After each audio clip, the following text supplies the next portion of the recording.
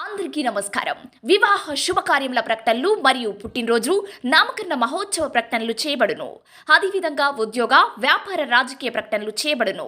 ప్రకటనలు కావలసిన వారు మన మన్యం 2021@gmail.com ఈమెయిల్ ద్వారా మమ్మల్ని సంప్రదించగలరు.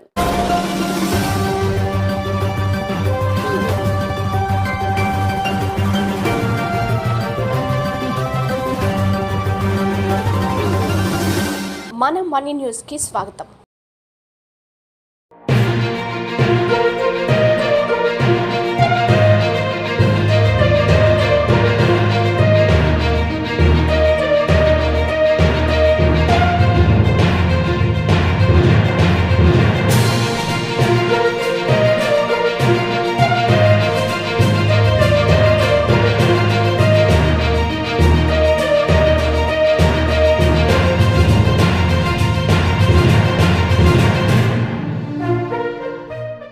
అందరికీ నమస్కారం. ముందుగా వార్తలకు స్వాగతం.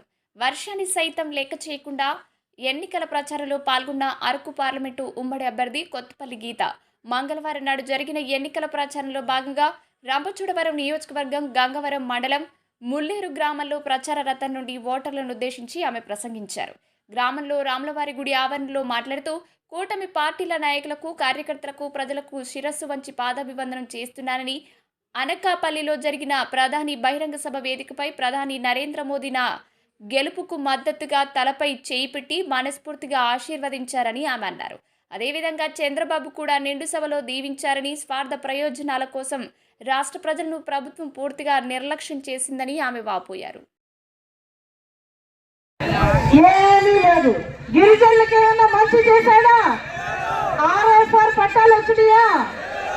నాన్ ట్రైబల్స్ కి ఇళ్ల స్థలాలు ఇస్తానన్నాడు. ఇళ్ల స్థలం అన్నా ఇచ్చాడా? అసలు బతుకు జీవుడా? ఇక్కడ బతకాలంటే అనంతోదయ భాస్కర్ గారి మనకి చలవ కావాలి, ఆయన మనల్ని చూస్తారని కొంతమంది అనుకుంటున్నారు. ఏ ఒక్కరికి కూడా మంచి చేసే ఉద్దేశం లేదు.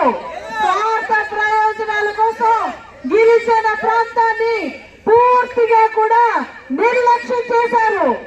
ఈ రోజు మన రాష్ట్రంలో చూస్తే ప్రతి చోట రంపచోడవరంలో కూడా గంజాయి రాజ్యం వెళ్తుంది. అవునా? మన గిరిజనుల మీద నిందలేస్తూ వాళ్ళ పాపం గడుపుకుంటున్నారు. మనం ఈరోజు చూస్తే ప్రతి ఒక్కరికి ఒకటి చెప్పాలి. మరొకసారి మనం ఈ రోజు ఎలా అయితే ప్రజలు 2019లో జగన్మోహన్ రెడ్డికి పట్టం కట్టి రాష్ట్రాన్ని ఆయన చేతిలో పెడితే పిచ్చోడి చేతిలో రాయిలాగా మారింది. 60 నెలలు మన మాన ప్రాణాలు మన చేతుల్లో పెట్టుకున్న పరిస్థితి ఉంది. మరొకసారి గుర్తించాలి.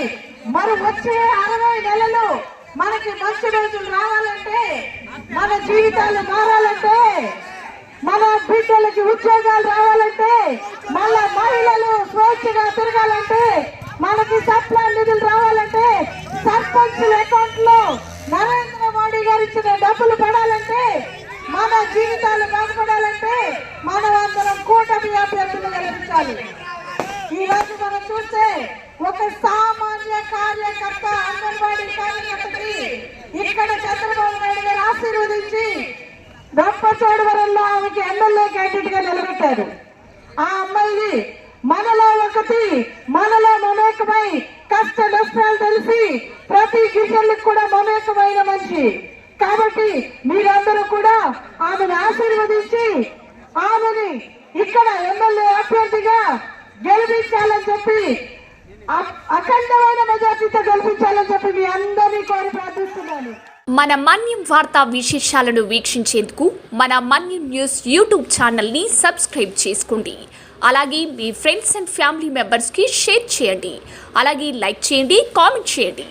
మా అప్డేట్స్ ఎప్పటికప్పుడు మీ మొబైల్ ఫోన్లో నోటిఫికేషన్ రూపంలో కావాలంటే పక్కనే ఉన్న బెల్ ఐకాన్ మీద క్లిక్ చేయండి. Thank you for watching.